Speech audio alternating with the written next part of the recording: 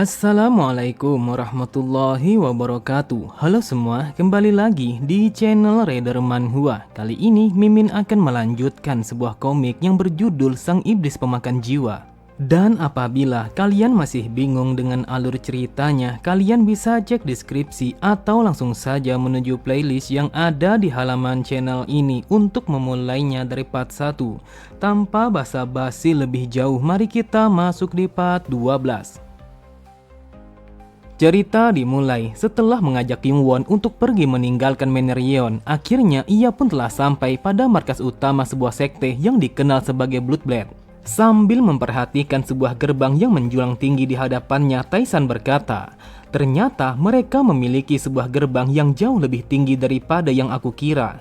Di sampingnya, Kyung Won berkata, "Wahai Tuan Muda, mungkinkah kalau kau berencana menggunakan sekte ini untuk melawan keluarga Zhongli? Yang aku tahu kalau mereka adalah sebuah organisasi yang tersebar di pasar gelap yang berada pada wilayah Dongho. Akan tetapi di balik layar mereka telah membayar upeti kepada klan Zhongli dengan jumlah yang cukup banyak. Namun aku masih berpikir apakah mereka akan bertindak dengan sesuai yang kau inginkan." Setelah menarik nafas panjangnya, Taisan berkata, "Apakah kau tidak berpikir kalau mereka juga benci untuk membayar sejumlah upeti kepada Zhongli? Dengarkan aku baik-baik, mereka bertahan dengan Zhongli bukan karena mereka menyukainya." Kyung Won berkata, "Aku rasa mereka membayar upeti itu kepada Zhongli karena mereka sama sekali tidak memiliki kekuatan. Dan itu adalah sebuah cerita yang sangat umum pada dunia murim."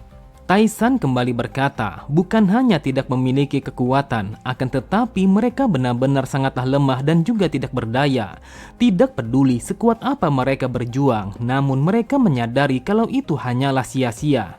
"Kyung Won, apakah kau tahu apa yang akan terjadi kepada orang-orang yang seperti itu?" Terlihat Kyung Won hanya terdiam, ia sama sekali tidak bisa memahami dengan apa yang dikatakan oleh Taisan. Lalu Taisan melemparkan pandangannya kepada Kyung Won. Ia kembali berkata, "Mereka menjadi lemah dan juga tidak berdaya adalah karena mereka sama sekali tidak memiliki rasa semangat untuk berjuang lagi." Sontak Kyung Won sangatlah terkejut, matanya terbelalak karena apa yang dikatakan oleh Taisan telah membangkitkan sebuah ingatan di masa lalu. Di saat itu, ia begitu ingat bagaimana sektenya dan juga kediamannya telah dilahap oleh kobaran api setelah diserang oleh sebuah kelompok yang disebut sebagai Thunderblood Phoenix ketika ia masih kecil. Kemudian, di dalam kepanikan serangan itu, sang ayah telah memerintahkan kepada anggotanya untuk membawa Kyung Won meninggalkan sekte mereka. Mendengar itu, Kyung Won mencoba untuk memberontak karena dia sama sekali tidak ingin meninggalkan ayahnya di tempat itu.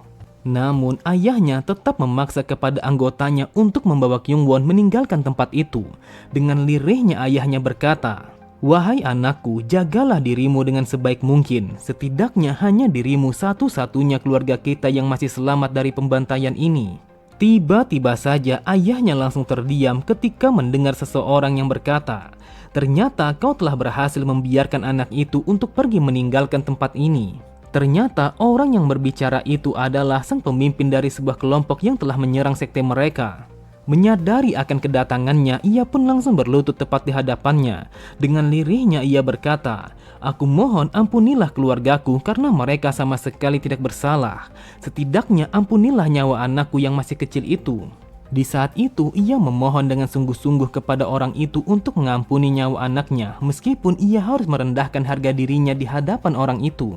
Dengan tatapan mata yang tajam, orang itu berkata, "Suatu hari nanti, anak itu pastinya akan datang kepadaku untuk membalas dendam atas kematian ayahnya karena kita sudah terikat dengan namanya sebuah takdir.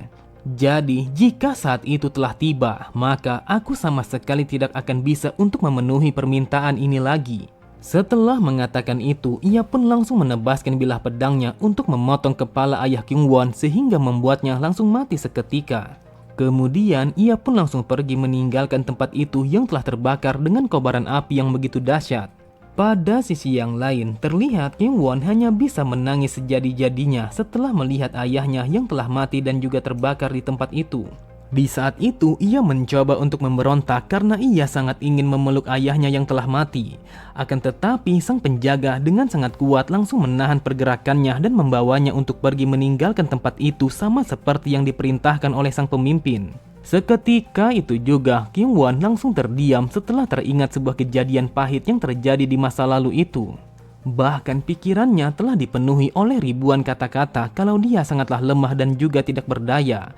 Suara dingin itu mengatakan menjadi orang yang lemah adalah sebuah dosa yang sangat besar.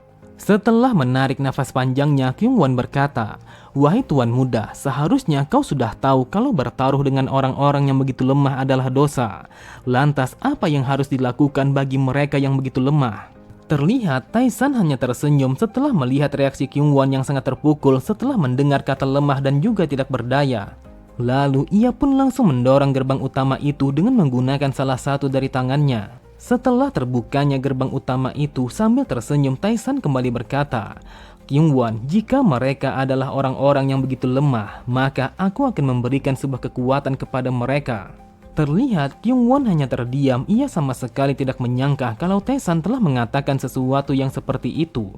Di saat itu ia merasakan kalau Tae-san adalah sebuah cahaya yang akan menerangi kegelapan hatinya di saat ia masih terperangkap di masa lalu.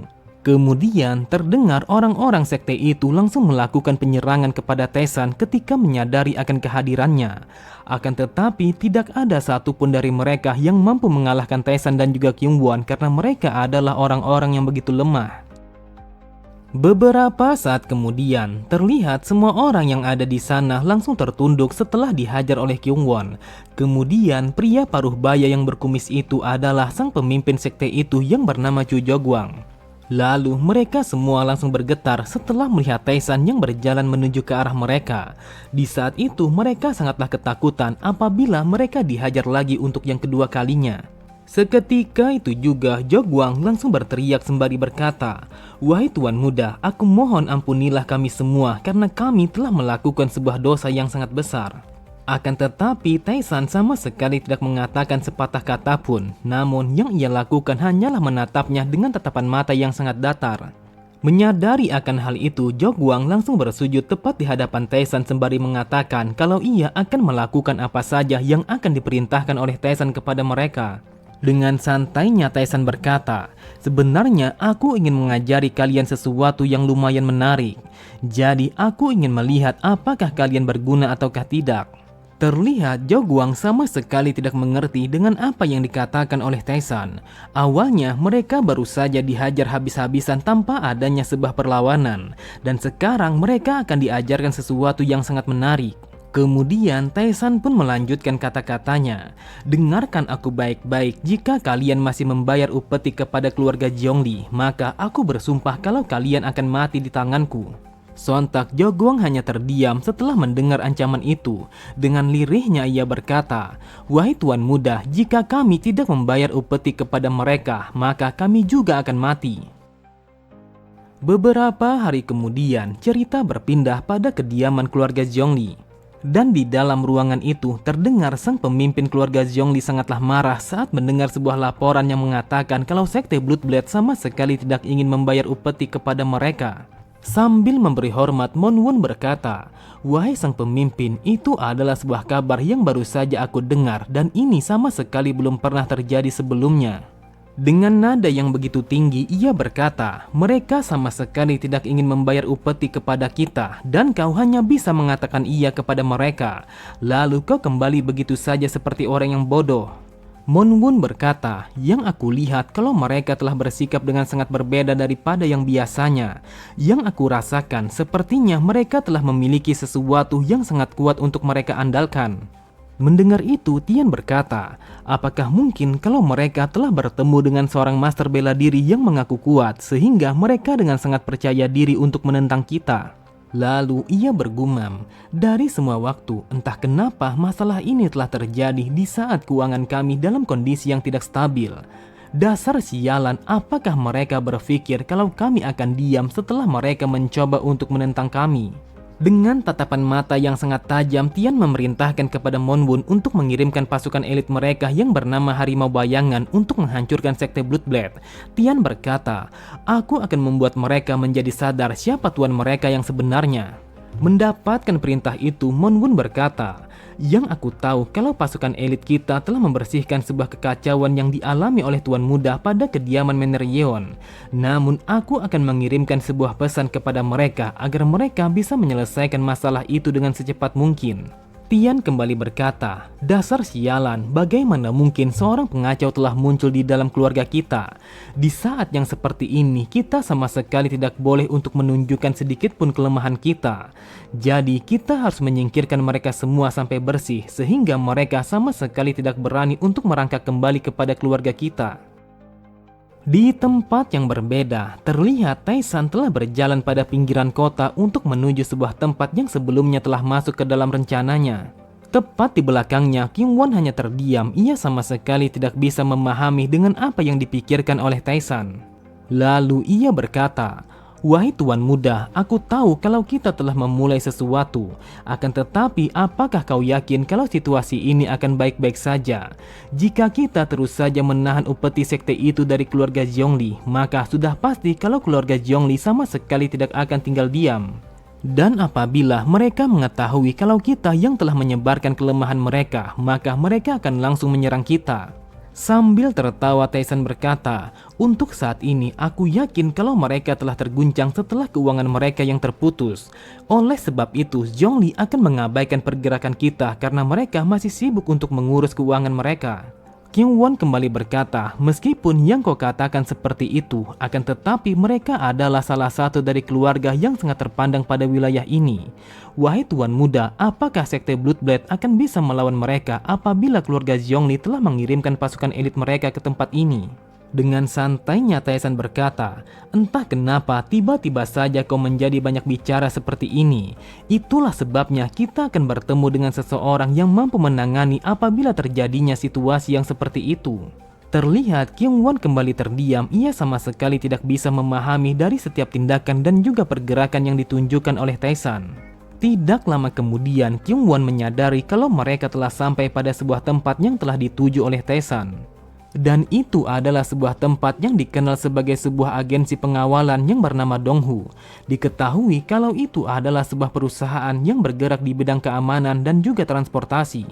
Terlihat King Won sangatlah terkejut, matanya terbelalak, ia bergumam, apa yang telah direncanakan oleh Tuan Muda sampai-sampai ia mengunjungi agensi pengawalan. Kemudian Taisan pun langsung berjalan menaiki anak tangga untuk masuk ke dalam bangunan organisasi itu. Di saat itu mereka telah disambut oleh seorang petugas yang telah menjaga gerbang utama tempat itu.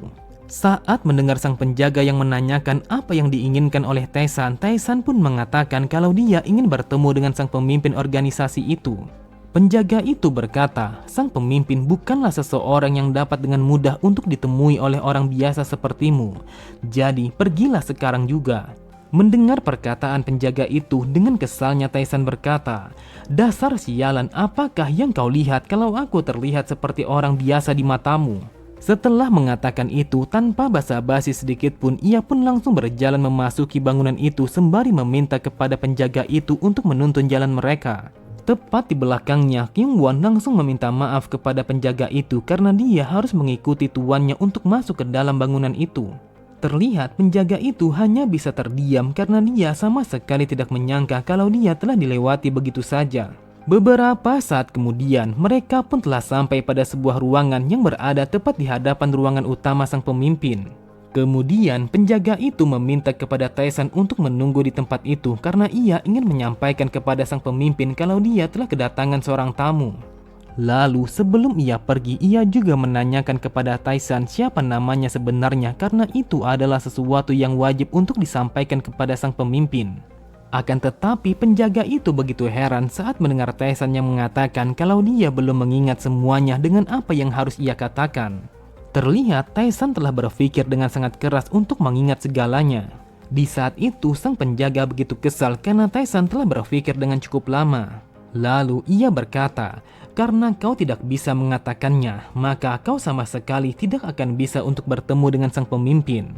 Jadi pergilah sekarang juga."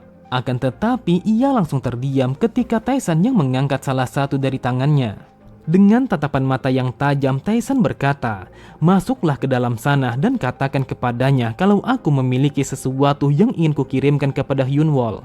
Mendengar itu, penjaga itu begitu heran. Ia sama sekali tidak mengerti dan juga memahami apa yang dimaksud oleh Tesan karena itu adalah sebuah nama yang tidak pernah ia dengar. Setelah kepergian penjaga itu, terlihat suasana di tempat itu telah menjadi sunyi. Yang mereka lakukan hanyalah menunggu kedatangan sang pemimpin agensi itu. Kemudian Kyungwon melemparkan pandangannya kepada Tesan karena ia begitu penasaran dengan tindakan yang diambil oleh Tesan.